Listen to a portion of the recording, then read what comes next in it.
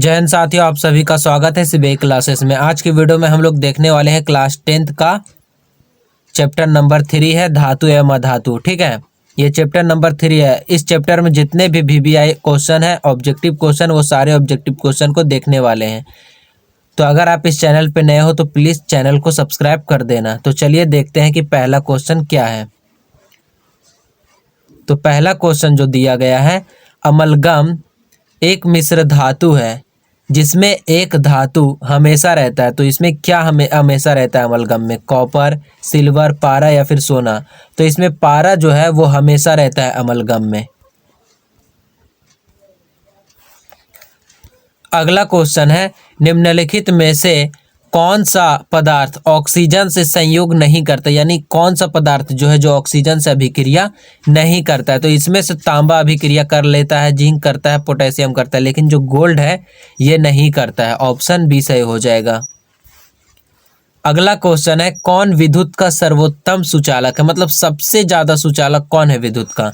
Copper, चांदी, aluminium या फिर लोहा।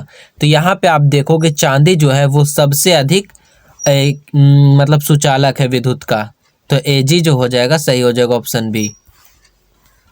अगला क्वेश्चन है, बॉक्साइट निम्नलिखित में से किस धातु का मुख्य अयस्क है? तो बॉक्साइट जो होता है वो एल्यूमिनियम का मुख्य अयस्क होता है। ऑप्शन डी सही हो जाएगा। अगला क्वेश्चन है, निम्नलिखित में कौन उपधातु है? तो उपधातु आपको पहचानना है। ये जो Fe है ये धातु है। Cu यानी कॉपर जो है ये भी धातु है, निकेल भी धातु है, लेकिन Sb जो है वो अधातु है। ऑप्शन डी सही हो जाएगा। अगला क्वेश्चन है, शुद्ध सोना को व्यक्त किया जाता है। तो शुद्ध सोना को कितने कैरेट में व्यक्त किया जाता है? तो शुद्ध सोना को 24 कैरेट में व्यक्त किया जाता है। सोना 24 कैरेट का होता है जो कि बहुत मुलायम होता है, लेकिन उसे 22 कैरेट में बदल दिया जाता है आभूषण बनाने के लिए। अगला क्वेश्चन है, पीतल है। तो पीतल क्या है? धातु नहीं है पीतल, अधातु भी नहीं है, ये मिश्र धातु है। ऑप्शन सी सही हो जाएगा। अगला क्वेश्चन है, निम्नलिखित में से किसे चाकू से काटा जा सकता है? मतलब इसमें से कौन सा धातु इतना मुलायम है जिसे चाकू से काटा जा सकता है? तो ये जो लिथियम है, लिथियम सबसे ज़्यादा मुलायम है, इसे चाकू से काटा जा सकता है। ऑप्शन ए सही हो जाएगा। अगला क्वेश्चन है, निम्नलिखित में से कौन आयनिक यौगिक है? आयनिक यौगिक, इसमें से आपको पहचानना है कौन आयनिक यौगिक है। तो यहाँ पे आप देखोगे कैल्शियम क्लोराइड जो है ये आयनिक यौगिक है, क्योंकि यहाँ पे धातु है और यहाँ पे अधातु, ये दोनों मिलके आयनिक यौगिक बनाता है। ठीक है, ऑप्शन सी सही हो जाएगा। अगला क्वेश्चन है, निम्नलिखित में से कौन अधातु है? अधातु पहचानना है। Fe जो है ये लोहा है, यानी लोहा धातु है। C जो है इसे कार्बन कहते हैं, तो कार्बन अधातु है। ऑप्शन सी सही हो जाएगा। अगला क्वेश्चन है, उच्च विद्युत धनात्मकता के कारण धातु के परमाणु बनाते हैं। उच्च विद्युत धनात्मकता के कारण धातु के परमाणु क्या बनाते हैं? धन आयन बनाते हैं। ऑप्शन ए सही हो जाएगा। अगला क्वेश्चन है, धातु के ऑक्साइड सामान्यतः होते हैं। धातु के ऑक्साइड जो होते हैं वो क्षारकीय प्रकृति के होते हैं, लेकिन पूछेगा अगर अधातु के ऑक्साइड, तो अधातु के ऑक्साइड अम्लीय प्रकृति के होते हैं। यहाँ पे धातु के ऑक्साइड के बारे में पूछा गया है, इसलिए इसका सही आंसर ऑप्शन बी हो जाएगा।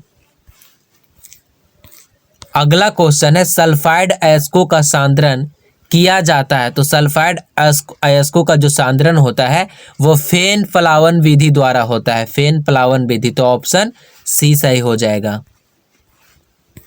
अगला क्वेश्चन है, सोना निम्नलिखित में से किस द्रव में घुल जाता है?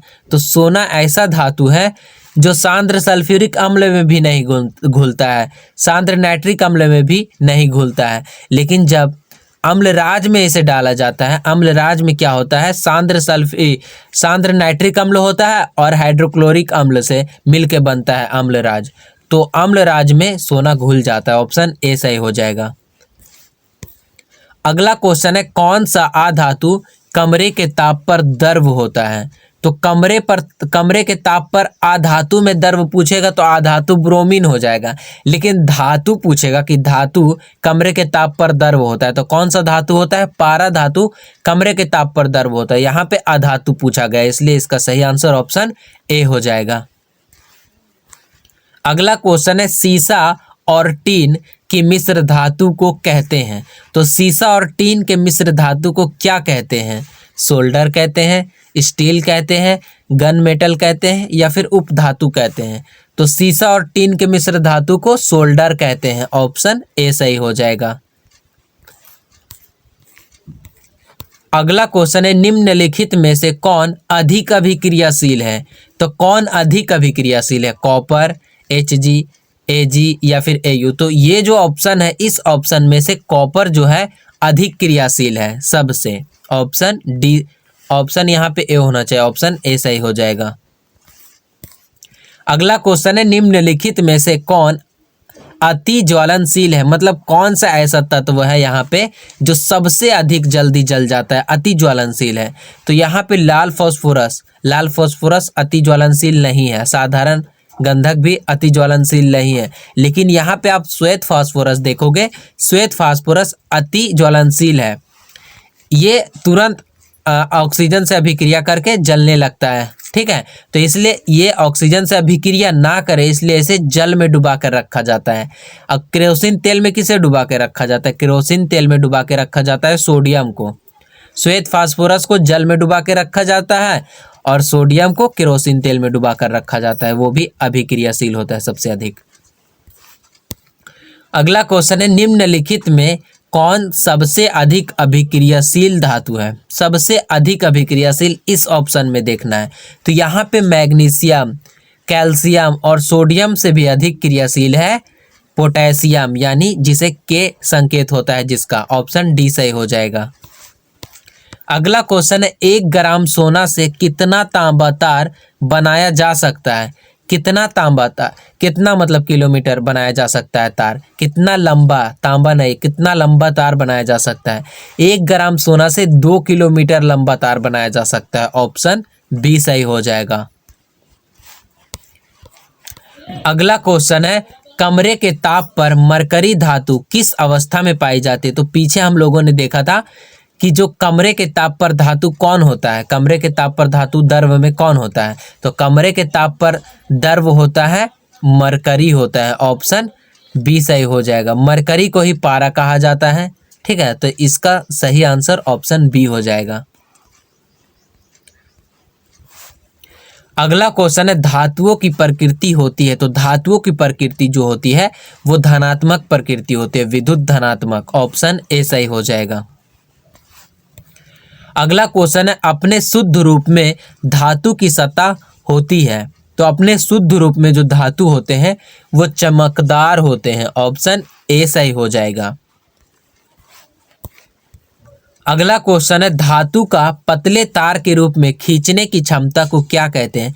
तो पतले तार के रूप में खींचने की क्षमता को तन्यता कहते हैं। ऑप्शन बी सही हो जाएगा। अगला क्वेश्चन है सबसे अधिक तन्य धातु कौन है? तो सबसे अधिक तन्य धातु जो होता है वो सोना होता है। ऑप्शन डी सही हो जाएगा। सोना इतना तन्य है कि 1 ग्राम सोना से 2 किलोमीटर लंबी तार खींचा जा सकता है। तो ऑप्शन डी सही हो जाएगा। अगला क्वेश्चन है इनमें से कौन अधातु होते हुए भी चमकीला होता है? तो अधातु होते हुए भी चमकीला जो होता है वो आयोडीन होता है। ऑप्शन सी सही हो जाएगा। अगला क्वेश्चन है सबसे कठोर प्राकृतिक पदार्थ कौन है? लिथियम तो कठोर नहीं है, यह मुलायम है। हीरा जो है सबसे अधिक कठोर प्राकृतिक पदार्थ है। हीरा क्या है, धातु है कि अधातु? बताओ तो कमेंट में। तो हीरा जो है अधातु है। ऑप्शन बी सही हो जाएगा, सबसे कठोर हीरा है। अगला क्वेश्चन है निम्न में किस धातु को केरोसिन में डुबा कर रखा जाता है? तो केरोसिन में किसे डुबा कर रखा जाता है? पीछे ही हम लोग देखा था जब पानी में किसे डुबा कर रखा जाता है? पानी में डुबा के रखा जाता है श्वेत फास्फोरस को, लेकिन केरोसिन में डुबा कर रखा जाता है सोडियम को। ऑप्शन ए सही हो जाएगा। अगला क्वेश्चन है स्कूल की घंटी धातु की बनी होती है क्योंकि या क्यों धातु की बनी होती है स्कूल की घंटी? क्योंकि यह सोनोरस है, इसमें सोनोरस का गुण होता है धातु में। सोनोरस का मतलब है इससे एक आवाज निकलती है, विशेष आवाज। अगला क्वेश्चन है विद्युत अपघटनी परिष्करण में अशुद्ध धातु को बनाया जाता है, तो अशुद्ध धातु को एनोड बनाया जाता है। ऑप्शन ए सही हो जाएगा। अगला क्वेश्चन है लेड उष्मा का क्या है? लेड उष्मा का अचालक है, चालक है, या फिर चालक अचालक दोनों, या फिर इनमें से सभी उत्तर सही है। तो अचालक का मतलब होता है कुचालक, ठीक है। तो लेड जो है उष्मा का कुचालक है, या फिर अचालक भी इसे बोल सकते हैं। तो ऑप्शन ए सही हो जाएगा। तो आज का वीडियो यहीं तक समाप्त होता है। कल के वीडियो में हम लोग देखेंगे इसके नेक्स्ट चैप्टर के ऑब्जेक्टिव क्वेश्चन को। तो अगर आप इस चैनल पे नए हो तो प्लीज़ सब्सक्राइब कर देना।